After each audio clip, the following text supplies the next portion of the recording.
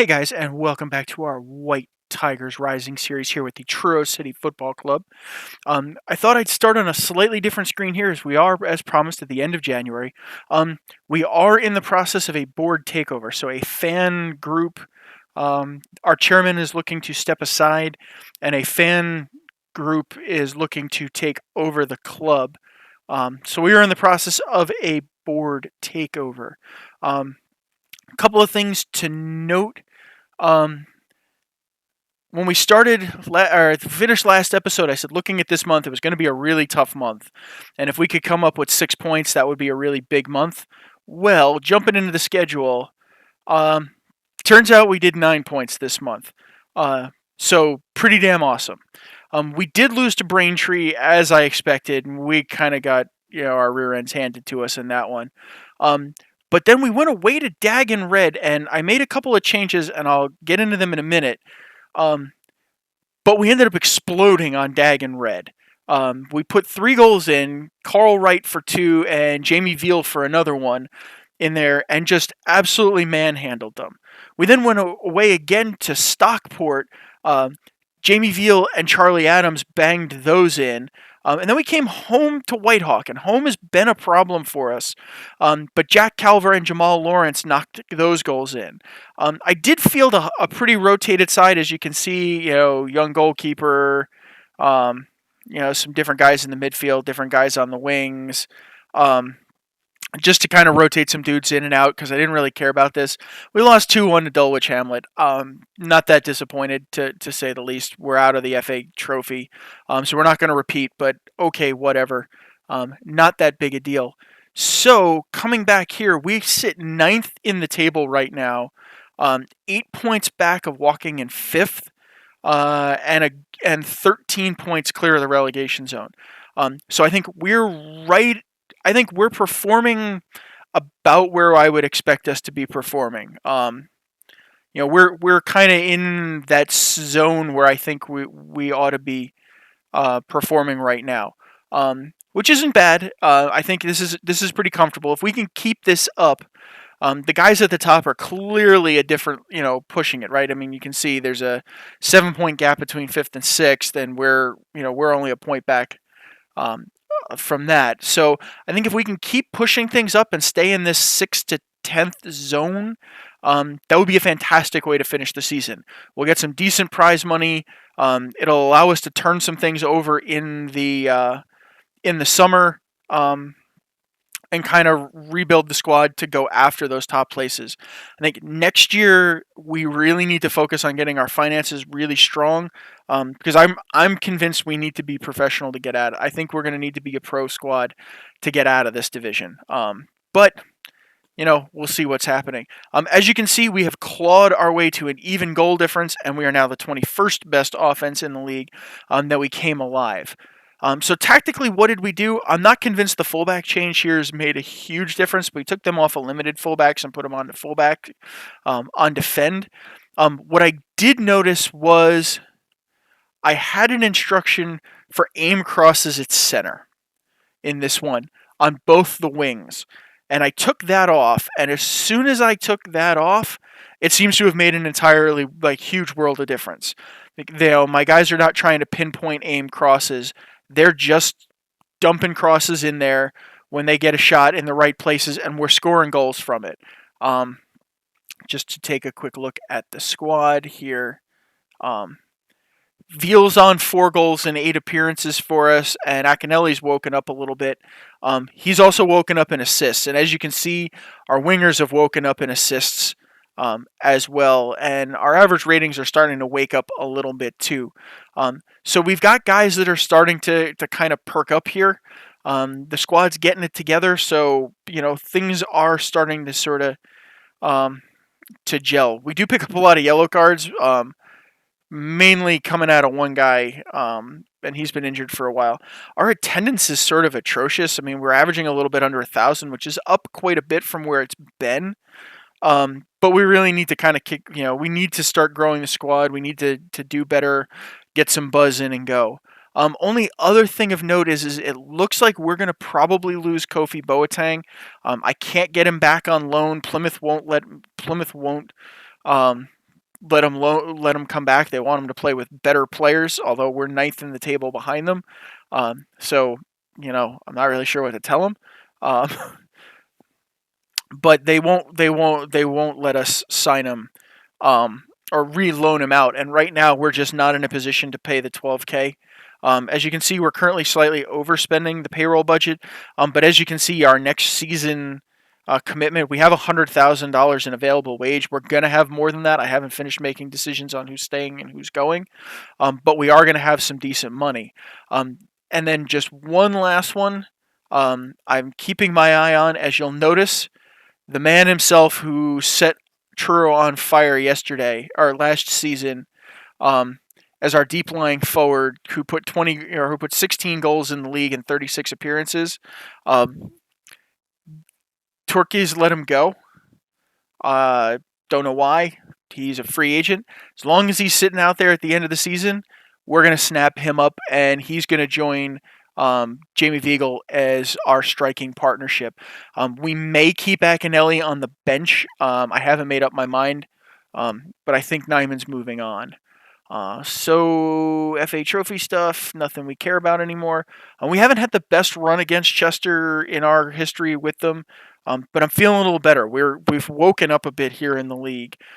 We've got a decent run in coming over the next couple of months, so I don't know. I think we can hold to where we are.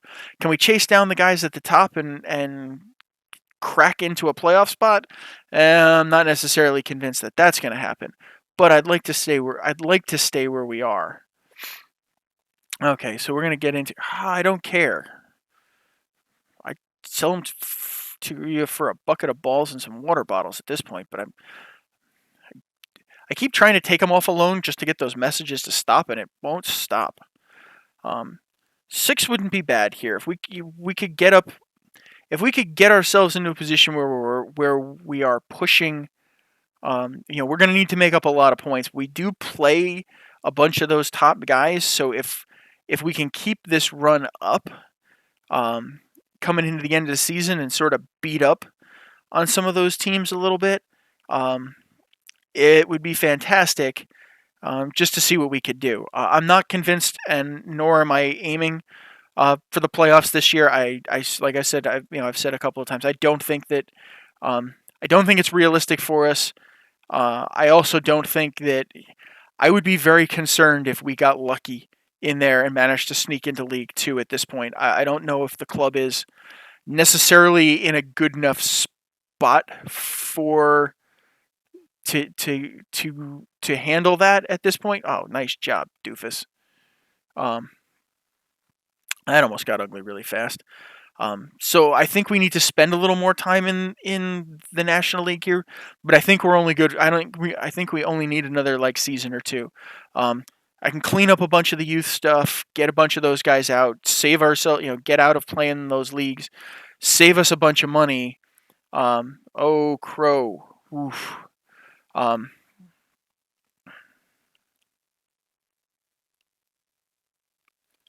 I think we'll be in better shape. Sorry about that. My brain sort of froze there.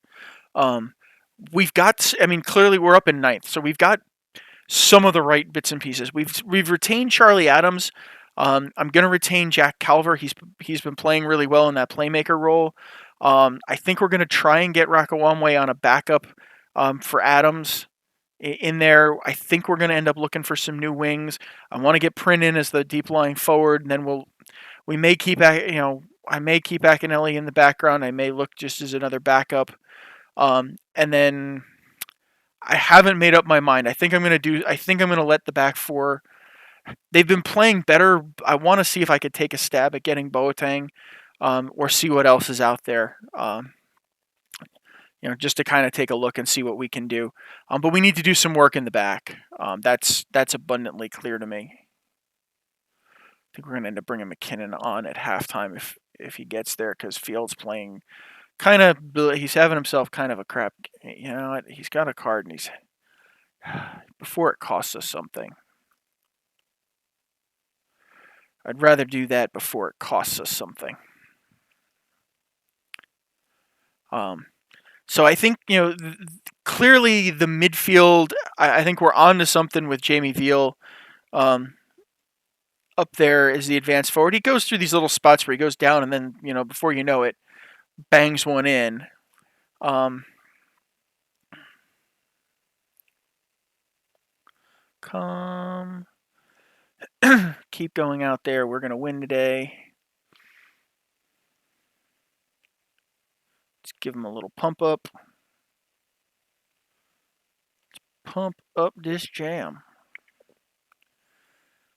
But the season has definitely taken a significant turn for the better here. A lot of our struggles early in the season, I'm really amazed at how much difference that one instruction. I'm not really sure. I was kind of looking back at notes and things like that. I don't know why I put it on. Um, I'm not really sure why I put that instruction on. It may have been a total accident. Um, but I'm really glad that I took it off. But I'm amazed at how. Oof, almost a good cross in there.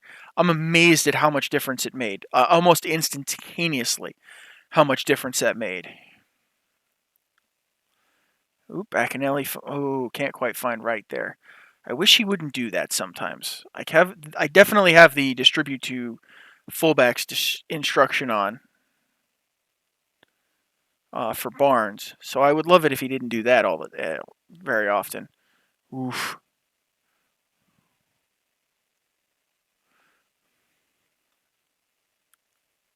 So I'm interested to see what the takeover does. I'm not expecting to wildly, it's a fan group. That is what the inbox messages have said are interested in taking the club over. So I'm not necessarily convinced that we're gonna, ooh, twisted ankle, not good. Um, I'm not convinced we're about to get a, windfall sugar daddy here by any stretch of the imagination. Let's see if we can stretch them. Oh, pardon me, guys. I don't think we're going to end up with windfall money here that'll send us rocketing to the top because we're suddenly going to be able to afford everything. I expect that we're going to be in the same financial situation, which is why we're plotting to really scale a lot of what's going on back next year. We talked a little bit about it. Like, we're going to scale the youth stuff back. It's just not worth it. I don't think we're going to be in a position to really, to do anything with it. So I'd rather not waste the money now when we really need it. Especially since things like if we're close, we're not losing all that much money anymore. We're kind of close, and we've managed to hold the bank balance in the black so far this season, which is a good thing. So we're close. So I'd like to knock a few of those little things off and see if we can tip the balance and get the money going up. Because as long as we can get the money going up, then we're gonna, we'll have better transfer money, we'll have better salary money, we'll be able to go, at some point we'll be able to go professional. We'll have a lot of better things going for us as soon as we get the dollars moving in the right direction. Oof, nice save, Dylan Barnes. As soon as we get the dollars going in the right direction. So I think that's the focus. And I think once that starts to work, then then I'd feel comfortable pushing for promotion. I think if we're punching sort of over our weight class here, and we accidentally get lucky, that could be bad. That could actually be really bad for us. Well, this isn't a bad result against a good team. I mean, Chester's a big team. Better to get It would be better to get 3 points off of them. But I'd take 1 point out of this. I'd take a 0-0 draw. Oh, Nyman. Oh, almost a miracle. Almost a late miracle there. And McKinnon knocks that back to Page. Hasn't been the most riveting game we've played. I'll grant you that. But you can start to see some of what's happening here. Where there is some decent stuff happening.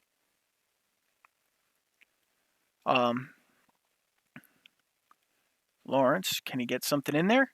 Oh, nope.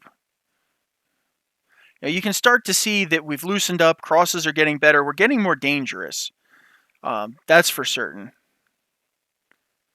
Which is certainly a good thing. Well, Osorio wasn't a more impressive game, guys, but that's Chester nil, Truro nil. I think that keeps up. I'm actually not unhappy with that. It keeps up our unbeaten run in the league. And as you saw a little bit, we're still okay. So we're still in ninth, which is okay. But we had more. Obviously we didn't do a whole lot in this game, but Chester's in fourth, so they're a better side than us. But we had some more flashes, so things are starting to come together a little bit with the squad here versus where we have been, which hasn't been all that impressive.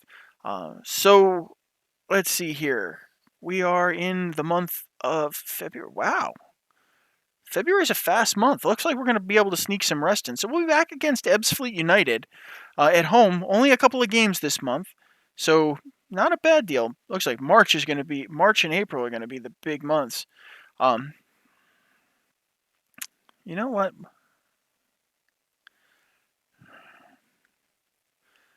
I'd rather not come back to. You know what I'm going to do since February is such a fast month and there's only 3 games, we're going to come back at the end of March against Forest Green, and then we'll come back against Kidderminster at the end of the season. So I will see you guys at the end of March against Forest Green. And if there's anything interesting, I don't think there's going to be anything interesting. We're not in any trophy stuff anymore. So I will see you guys back here for the Forest Green match at home at Bricklin Park.